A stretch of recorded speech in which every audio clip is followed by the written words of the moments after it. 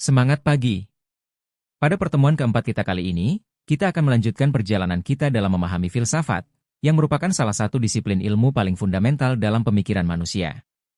Pada pertemuan sebelumnya, kita telah membahas beberapa aliran pemikiran utama dalam filsafat dan bagaimana pemikir-pemikir besar telah membentuk cara kita memahami dunia. Hari ini, kita akan menggali lebih dalam tentang hubungan antara filsafat dan praktik kehidupan sehari-hari. Kita akan membahas bagaimana pemikiran filosofis dapat mempengaruhi sikap, keputusan, dan nilai-nilai yang kita anut. Untuk memulai, saya ingin mengajak kita semua untuk merenungkan pertanyaan, apa yang membuat hidup kita berarti? Pertanyaan ini seringkali menjadi pusat dari berbagai pemikiran filsafat, dan jawaban yang kita temukan akan mencerminkan pandangan kita terhadap diri sendiri dan dunia di sekitar kita. Bersama saya Tovan Adinata. Mari kita eksplorasi lebih jauh dan berdiskusi tentang pemikiran-pemikiran yang telah ada sepanjang sejarah dan bagaimana pemikiran tersebut masih relevan hingga hari ini. Saya harap diskusi kita kali ini akan memberikan wawasan baru dan mendorong kita untuk berpikir kritis tentang berbagai aspek kehidupan yang sering kita anggap sepele. Saya kira kita sudah membahas tentang filsafat dan petualangan pribadi. Setelah membahas kaitan antara filsafat dan agama, serta filsafat dengan pencarian diri, sekarang kita akan melihat hubungan antara filsafat dan ilmu pengetahuan serta teknologi. Pertama-tama, secara lebih spesifik, ini akan dibahas dalam filsafat ilmu. Saya tidak tahu apakah kamu tahu tentang filsafat ilmu, tapi kayaknya nanti akan ada mata kuliah itu. Namun, saya akan berbicara tentang kaitan secara umum dan besar. Filsafat merupakan induk dari ilmu-ilmu, atau bisa dikatakan sebagai ibu dari ilmu pengetahuan. Filsafat adalah akar atau cikal bakal dari sains, khususnya dalam arti modern. Ilmu pengetahuan dalam konteks ini adalah ilmu yang kita pelajari di sekolah-sekolah, yang dikenal sebagai ilmu empirik. Sains dalam arti modern merujuk pada ilmu-ilmu yang dibuktikan berdasarkan fakta, dihitung, dan dikalkulasi. Sebenarnya, pengetahuan itu banyak bentuknya. Selain sains, ada juga pengetahuan yang berasal dari pengalaman, mitos, pengetahuan religius, dan pengetahuan tradisional. Dalam hal ini, ada banyak bentuk ilmu, tetapi yang kita maksud di sini adalah ilmu dalam arti sains modern. Filsafat Yunani menjadi salah satu sumber perkembangan ilmu pengetahuan. Semua kelompok etnik dan kebudayaan melahirkan filsafat, tetapi filsafat Yunani menjadi sangat berpengaruh. Filsafat Yunani ini kemudian berkembang menjadi sains empirik melalui dua jalur biara-biara Kristiani dan dunia Islam. Banyak pemikir Muslim pada abad 9 hingga 14, seperti Ibnu Sina dan Al-Farabi, mengembangkan pemikiran Aristoteles dan memberikan komentar serta koreksi yang luar biasa. Di sisi lain, dari tradisi biara Kristen, ada tokoh-tokoh seperti Boethius dan Albertus Magnus yang juga mengembangkan filsafat ke arah dunia empirik. Para biarawan pada waktu itu bekerja di siang hari di kebun dan malam harinya menekuni naskah-naskah Aristoteles. Mereka membuat komentar dan mencatat di pinggir manuskrip, sambil menulis ulang naskah tersebut. Kerja para biarawan ini menjadi penting, karena tanpa dua jalur tersebut, sains tidak akan muncul. Pada akhirnya, sains berkembang sangat pesat, terutama pada abad ke-18. Awal mula dari perkembangan sains ini memang berasal dari filsafat, tetapi kemudian sains menjadi mandiri dan tidak tergantung lagi pada filsafat. Sejak abad ke-16, peradaban mulai beralih dari teosentris, berpusat pada Tuhan, menjadi antroposentris, berpusat pada manusia. Hal ini terjadi seiring dengan munculnya Renaissance, di mana pemikiran Yunani dianggap lebih ideal daripada peradaban Kristiani yang korup. Pemikiran bebas, martabat manusia, dan demokrasi menjadi nilai-nilai yang dihargai. Setelah Renaissance, peradaban tidak lagi bergantung pada kekuasaan agama. Sains menjadi mandiri, dan muncul dua cabang utama, ilmu alam, natural sciences, dan ilmu sosial, human sciences. Pada abad ke-19, muncul berbagai disiplin ilmu, seperti psikologi, sosiologi, dan ilmu sejarah, yang semakin memperdalam pemahaman kita tentang manusia dan masyarakat. Sejak itu, antara ilmu alam dan ilmu sosial mulai bekerja sama, melahirkan era informasi yang kita alami saat ini. Dengan kemajuan teknologi, kita kini dapat berkomunikasi dengan siapapun dimanapun, dan informasi dapat diakses dengan sangat mudah. Namun, kita sedang berada di era baru, dan banyak hal menjadi tidak pasti. Kerangka berpikir lama mungkin tidak lagi memadai untuk memahami fenomena zaman ini, sehingga kita perlu menciptakan kerangka berpikir baru. Coba sebutkan buku-buku yang menggunakan istilah The End, seperti The End of History oleh Francis Fukuyama, atau The End of Science oleh John Horgan. Ya Tuhan, diskusi tentang ini sudah lama berakhir, mungkin sejak abad ini. Misalnya, The Death of God sudah dibahas sejak abad ke-19, dan sejak saat itu banyak pembicaraan muncul mengenai konsep seperti Tuhan, agama, dan banyak lainnya. Buku-buku seperti The End of the Nation State juga perlu disebutkan, tetapi siapa penulisnya ya? Ada banyak buku yang membahas topik ini, termasuk The End of Ideology oleh Daniel Bell, dan lain-lain. Ini menunjukkan bahwa kita sedang memasuki suatu era baru, di mana segala hal dianggap telah berakhir. Tentu saja, banyak ideologi yang tidak sepenuhnya berakhir. Hingga saat ini, mereka masih ada dalam bentuk yang lain. Seni dan sejarah juga masih berlangsung, begitu pula dengan konsep negara bangsa. Namun, kerangka-kerangka besar yang dulu kita pegang kini tidak memadai untuk memahami fenomena-fenomena mutakhir. Di sisi lain, filsafat menjadi penting karena berfungsi sebagai titik awal dan juga sebagai akhir dari banyak diskusi. Saat ini, banyak ilmuwan mulai merambah ke ranah filosofis. Misalnya, fisikawan seperti Stephen Hawking telah melampaui ranah fisika dan mulai merenungkan tentang ruang dan waktu serta asal-usul alam semesta, yang mana ini sudah melampaui kerangka empirik. Amartya Sen, yang dikenal sebagai ekonom peraih hadiah Nobel, kini bukunya lebih ditanggapi sebagai karya filsafat. Richard Dawkins, seorang biolog evolusioner yang sangat populer, juga menulis tentang materialisme, meskipun karyanya, seperti The God Delusion, mengandung elemen filosofis yang provokatif. Dalam bukunya, Dawkins menyebutkan bahwa jika seseorang mengalami gangguan jiwa secara individual, ia disebut skizofrenik, tetapi jika secara kolektif, ia dapat disebut sebagai agama. Ini menunjukkan sikap provokatifnya yang mampu menarik perhatian. Para penulis dan ilmuwan saat ini cenderung lebih dalam dan cerdas, sehingga ada kecenderungan untuk berfilsafat. Fenomena ini mencerminkan perubahan zaman di abad ke-21. Dalam konteks ini, filsafat memiliki kaitan historis yang erat dengan sains. Sains kini tidak hanya berfungsi sebagai pengukuran dan eksperimen, tetapi juga menyentuh dimensi reflektif. Ketika kita membahas pergeseran dari materialisme ke idealisme, tampak bahwa pemikiran semakin dalam dan kompleks. Misalnya, dalam sains, semakin dalam kita menyelidiki suatu fenomena, semakin banyak paradoks yang muncul. Hal ini membuat pemahaman kita tentang realitas semakin tidak jelas. Di permukaan, sains mungkin tampak hitam putih, mengikuti logika Aristotelian, tetapi saat kita menyelami lebih dalam, realitas menunjukkan banyak nuansa dan kompleksitas. Ketidakpastian ini juga terlihat dalam konsep agama. Agama, yang seharusnya menjelaskan misteri, seringkali terjebak dalam dogma yang hitam putih. Dalam kondisi ini, filsafat kembali menjadi penting karena ia membantu kita mempertanyakan apa yang kita anggap jelas dan menemukan makna di balik misteri kehidupan. Di abad ke-21 ini, dekonstruksi paham-paham lama sedang berlangsung. Ketika dunia manusia didominasi oleh ilmu empirik, filsafat seringkali dianggap kurang penting. Namun, saat sains mulai menyentuh ranah misteri dan ketidakpastian, filsafat kembali muncul sebagai disiplin yang diperlukan untuk memahami kompleksitas dan paradoks yang ada. Setelah lama tersisih, filsafat kini menjadi penting. Itulah sebabnya ada program-program seperti kursus ekstensi di Fakultas Filsafat, serta di Arkara di Surabaya, yang sekarang banyak diikuti orang. Ini terjadi karena masyarakat secara intuitif merasa perlu untuk merumuskan pemikiran mereka sendiri mengenai kehidupan dan identitas mereka. Kini, filsafat justru menjadi sangat relevan. Mari kita masuk ke tingkat yang lebih spesifik lagi, hubungan antara filsafat dan ilmu. Salah satu pentingnya filsafat adalah selalu diperlukan untuk mengkritisi asumsi-asumsi dasar dalam ilmu pengetahuan. Seringkali, ilmu pengetahuan yang canggih mampu menjelaskan banyak hal, namun lupa untuk mengkritisi asumsi dasarnya. Misalnya, dalam studi mengenai otak, awalnya otak dibayangkan seperti jam, di mana ada mesin yang saling terhubung. Namun, anggapan itu kemudian dikritik karena tidak tepat. Ada asumsi baru yang muncul bahwa tubuh lebih mirip makhluk organik, bukan mekanik. Ini adalah pemahaman yang lebih kompleks, di mana otak dipandang sebagai entitas yang dapat memperbaharui diri dan berfungsi secara independen.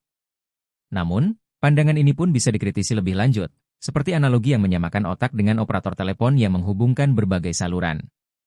Sebagian berpendapat bahwa otak lebih mirip komputer, di mana ada input dan output yang berfungsi secara mekanik. Persepsi bahwa otak adalah komputer di mana input yang buruk menghasilkan output yang buruk juga perlu dipertanyakan. Ada yang berpendapat bahwa otak lebih mirip internet, di mana banyak neuron saling terhubung. Kritik terhadap asumsi-asumsi dasar ini penting karena seringkali para ilmuwan tidak menyadari model-model dasar yang digunakan dalam sains. Filsafat berperan dalam mengingatkan kita tentang pentingnya mengkritisi model dasar tersebut. Para filsuf tidak berkutat pada pengukuran yang teknis, Mereka lebih tertarik pada pertanyaan mendasar tentang teori dan model yang digunakan dalam sains, dan apakah asumsi tersebut benar. Selanjutnya, filsafat juga berfungsi untuk mengkaji ulang posisi sains dalam peradaban yang lebih besar. Penting untuk melihat bagaimana sains berinteraksi dengan kehidupan masyarakat. Seringkali, ilmuwan terlalu terfokus pada laboratorium, tanpa mempertimbangkan konteks sosial yang lebih luas. Filsafat membantu kita untuk melihat mengapa sains dan teknologi bisa begitu dominan, serta apa konsekuensi dari dominasi tersebut. Misalnya, ketika membahas etika dalam penemuan sains, kita perlu bertanya, ya apakah layak membuat alat untuk eutanasia? Apakah kita berhak mengatur hidup dan mati seseorang? Pertanyaan-pertanyaan seperti ini muncul dalam konteks teknologi yang semakin maju, termasuk senjata mematikan seperti bom nuklir. Filsafat membantu kita untuk mempertimbangkan konsekuensi moral dari penciptaan alat-alat tersebut. Kaitan dengan pengembangan teknologi seperti cloning juga mengundang pertanyaan etis. Meskipun ilmuwan mungkin berhasil dalam menciptakan klon, filsafat membantu kita untuk mempertimbangkan dampak moral dari tindakan tersebut. Apakah ini pantas? Seberapa jauh kita boleh mengubah kehidupan dengan teknologi? Filsafat juga melihat dampak dari penemuan ilmiah dalam konteks lebih luas. Misalnya, para penemu perangkat seperti ponsel pintar mungkin terfokus pada pengembangan fitur baru tanpa memikirkan dampak sosialnya. Filsafat berfungsi untuk merenungkan dampak dari penemuan tersebut, seperti bagaimana teknologi memberikan kesan kebebasan padahal mungkin justru menimbulkan kontrol yang lebih besar. Dalam era digital saat ini, seperti penggunaan GPS dan pemantauan yang bisa dilakukan secara jarak jauh, filsafat mengajak kita untuk mempertanyakan potensi penyalahgunaan teknologi. Bagaimana kita bisa memastikan bahwa inovasi ini tidak menimbulkan masalah etis di masa depan? Secara keseluruhan, filsafat tidak hanya mengkaji posisi sains, tetapi juga dampak dan konsekuensi dari penemuan ilmiah, membantu kita untuk tetap kritis dan mempertanyakan asumsi yang seringkali dianggap benar. Nah, bagaimana sebenarnya manusia bisa hidup abadi? Hal ini hanya bisa dipikirkan oleh para filsuf yang mampu menggali dampak dan konsekuensi dari fenomena-fenomena tersebut.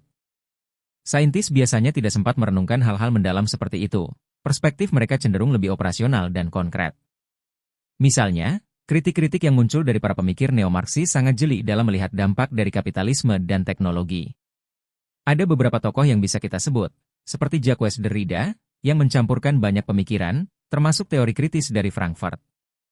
Kita juga bisa menyebut pemikir neo-Marxis dari Italia, seperti Antonio Negri dan Giorgio Agamben, serta Slavoj Žižek. Banyak pemikir Prancis seperti Zizek juga terlibat dalam diskusi ini. Umumnya, mereka terinspirasi oleh Marx, yang meskipun dilarang di Indonesia karena sejarah PKI, pemikirannya telah menginspirasi banyak filsuf besar untuk menggali konsekuensi penting dari perkembangan ilmu pengetahuan dan teknologi. Ada pertanyaan mengenai bagaimana dunia teknologi bisa membuat manusia semakin terasing. Konsep alienasi, atau keterasingan ini sangat populer dalam filsafat. Alienasi mengacu pada kondisi di mana manusia menjadi terasing dari diri mereka sendiri dan dari orang lain. Hal ini juga dibahas oleh filsafat eksistensialisme. Dalam konteks modern, kita sering melakukan banyak hal yang sebenarnya tidak kita butuhkan. Misalnya, ketika kita bekerja di perusahaan besar, hasil kerja kita tidak selalu memberikan kebahagiaan langsung, dan seringkali kita tidak mengenal orang-orang yang mendapatkan manfaat dari hasil kerja kita. Dengan kemajuan teknologi, pekerjaan yang kita lakukan kadang terasa tidak berarti, bahkan bisa jadi untuk orang lain yang tidak kita kenal. Kita bekerja untuk pasar, yang seringkali hasilnya tidak jelas bagi kita. Ini adalah kritik terhadap dampak teknologi dalam kehidupan manusia. Pemikiran-pemikiran ini muncul dari dunia filsafat, yang sering disebut sebagai keterasingan. Pada titik ini, pemikiran filosofi sering disuarakan melalui seni, film, atau novel. Banyak film saat ini mengeksplorasi konsekuensi lebih lanjut dari teknologi, seperti cloning atau operasi plastik, yang bisa berdampak pada identitas. Karya seni yang mendalam dapat sangat membantu filsafat dalam mengkritik dunia ilmu pengetahuan dan teknologi. Contoh yang baik adalah film Avatar, yang menyajikan kritik terhadap kemodernan dan teknologi, menggambarkan pertentangan antara manusia dan mesin. Perenungan filosofis ini sangat berharga. Namun, filsafat juga dapat menginspirasi dunia ilmu pengetahuan. Misalnya, pemikiran Immanuel Kant telah memberikan pengaruh besar dalam pengembangan metodologi ilmiah. Banyak teori di bidang sains mendapatkan inspirasi dari filsafat. Fenomenologi, yang dikembangkan oleh Edmund Husserl, telah diterapkan dalam psikologi, sosiologi, dan berbagai disiplin ilmu lainnya. Pemikiran Michel Foucault dan dekonstruksi Derrida juga telah melahirkan banyak analisis kritis dalam bidang hukum, menghasilkan aliran seperti Critical Legal Studies, di mana hukum dilihat sebagai alat kekuasaan. Namun, meskipun filsafat memiliki dampak yang besar, seringkali peminatnya sedikit. Salah satu alasan mungkin adalah karena pendidikan kita cenderung fokus pada produksi. Ketika lulus, mahasiswa biasanya sudah memiliki gambaran pekerjaan yang jelas, tetapi lulusan filsafat seringkali dihadapkan pada pertanyaan, setelah lulus, mau kerja apa? Dampak dominan dari hegemoni ilmu pengetahuan dan teknologi adalah munculnya pola pikir pragmatis. Banyak orang bertanya, apa gunanya? Bahkan dengan pertanyaan lebih lanjut, ada duitnya nggak? Lingkungan pragmatis ini sangat terpengaruh oleh perkembangan ilmu pengetahuan, yang seringkali mengutamakan hasil praktis. Filsafat memang memiliki kegunaan, tetapi karena tidak selalu berorientasi pada hasil fisik dan praktis, filsafat seringkali kurang mendapat tempat. Mungkin untuk mendapatkan penghasilan, menjadi motivator adalah pilihan yang lebih pragmatis. Namun, bahkan motivator sekarang banyak yang menggunakan teknik hipnosis, sehingga esensi pemikiran juga bisa terabaikan. Keterasingan filsafat dalam masyarakat modern bisa jadi disebabkan oleh kesulitan dalam menemukan kepastian. Filsafat seringkali mengganggu dengan pertanyaan-pertanyaan yang terus-menerus, dan hal ini dapat membuat orang merasa tidak nyaman. Ada juga anggapan bahwa filsafat hanya berkutat pada pemikiran yang sudah ada sebelumnya.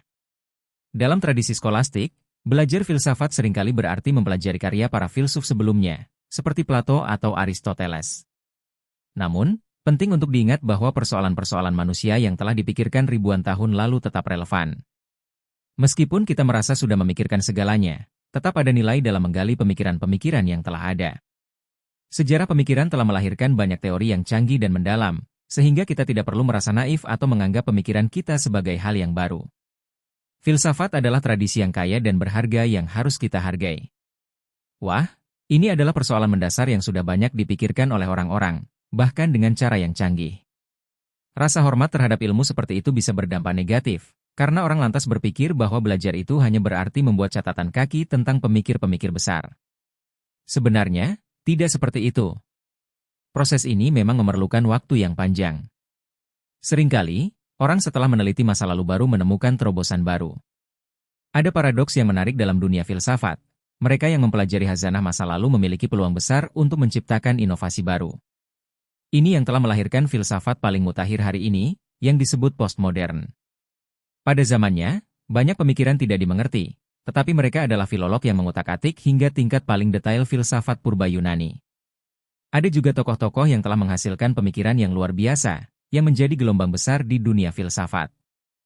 Prinsip Back to the Future itu tetap berlaku. Saya bilang, it's back to the future, karena hanya orang yang menghayati dan menggali masa lalu dengan baik yang mampu mengubah masa depan. Orang harus melangkah ke belakang terlebih dahulu sebelum bisa meloncat jauh ke depan. Dalam tradisi skolastik dan filsafat secara umum, semakin dalam kita memahami masa lalu, semakin besar peluang kita untuk menciptakan terobosan baru. Namun, ada juga realitas yang menyedihkan. Banyak orang terjebak di masa lalu. Dalam tradisi filsafat akademis, banyak yang hanya menjadi ahli dalam pemikiran tertentu, seperti ahli Heidegger atau ahli Aristoteles, dan berhenti di situ. Ini menciptakan situasi di mana mereka tidak melahirkan terobosan baru, dan memang butuh waktu yang lama untuk menciptakan inovasi. Jika kita lihat pengalaman manusia sepanjang peradaban, kita bisa mengatakan bahwa kita berhadapan dengan dua hal utama, pencarian akan sesuatu yang tidak nampak, yaitu Tuhan, dan interaksi dengan lingkungan. Belum ada terobosan yang signifikan dalam hal ini. Sebagai contoh, jika kita menonton film seperti Star Trek, kita melihat bagaimana film ini menciptakan pemahaman baru tentang nilai kemanusiaan di seluruh alam semesta. Namun, dari segi kemodernan, terutama sejak Renaissance, gerakan utamanya bukanlah kembali ke masa lalu, melainkan menuju kebaruan. Orientasi terhadap novelties ini telah menjadi ciri khas budaya modern. Kita bisa melihatnya dengan munculnya teknologi baru, seperti ponsel, yang semakin cepat perkembangannya. Film, Distrik 9, juga menunjukkan peradaban yang sangat berbeda, membuat manusia berpikir ulang tentang keberadaan makhluk lain. Di sisi lain, kebaruan telah menjadi orientasi dasar dari seluruh kultur modern sejak Renaissance, di mana kita terus-menerus mengalami perubahan dan pembaruan. Sayangnya, saat budaya modern menggerus tradisi, kita kehilangan banyak elemen penting dari warisan tersebut. Kita menjadi seragam, menggunakan alat yang sama, memiliki selera yang sama, dan mendengarkan musik yang sama. Dengan kata lain, tradisi menjadi impoten dan kurang berdaya. Akhirnya, Meskipun kita terus memperbaharui diri, ideologi kebaruan selalu dipertanyakan oleh filsafat. Apakah sesuatu yang baru selalu lebih baik? Ini adalah persoalan yang perlu dipikirkan. Filsafat mempertanyakan segala hal, termasuk gagasan bahwa kebaruan selalu berarti perbaikan. Seperti yang dikatakan Ilya Prigogine, struktur disipatif adalah karakter intrinsik hidup kita. Kita selalu membuang sesuatu di udara, kotoran, dan sebagainya, sehingga pembaruan menjadi bagian dari kehidupan. Perbedaan saat ini adalah bahwa pembaruan itu bersifat masif dan terstruktur. Terima kasih atas partisipasi aktif dan antusiasme kalian selama diskusi kita hari ini. Kita telah membahas berbagai pemikiran filosofis yang dapat membantu kita memahami makna dan tujuan hidup, serta bagaimana filsafat dapat memengaruhi cara kita melihat dan berinteraksi dengan dunia. Sebagai penutup, saya ingin mengingatkan kita semua bahwa filsafat bukan hanya tentang teori, tetapi juga tentang penerapan dalam kehidupan sehari-hari. Apa yang kita pelajari hari ini dapat menjadi landasan untuk mengembangkan pemikiran kritis dan membuat keputusan yang lebih bijaksana dalam kehidupan kita. Saya mendorong kalian untuk terus menggali pertanyaan-pertanyaan yang telah kita diskusikan, baik dalam konteks akademis maupun personal. Ingatlah bahwa perjalanan filosofis adalah proses yang berkelanjutan, dan setiap pemikiran baru bisa membuka cakrawala baru bagi kita. Sekali lagi, terima kasih atas perhatian dan kontribusi kalian. Sampai jumpa di pertemuan selanjutnya. Dan semoga pemikiran kita terus berkembang.